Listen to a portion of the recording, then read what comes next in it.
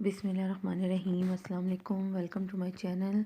आज मैं शेयर कर रही हूँ आपसे मज़ेदार सी स्मूदी की रेसिपी। उसके लिए मैंने कैंटालॉप ले लिया है 1 कप। हाफ़ कप मेरे पास एप्पल है।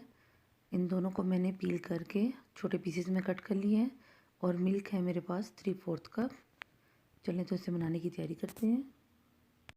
अब तमाम अज्जा को ब्लेंडर में ऐड कर लेंगे। अब इसमें दूध शामिल कर देंगे,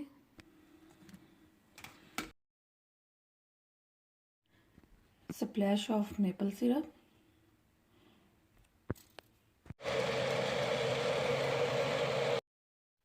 मज़ेदार सी हमारी कैंटालॉप और एप्पल की स्मूदी तैयार हो गई है। अब इसे ग्लास में निकाल लेंगे।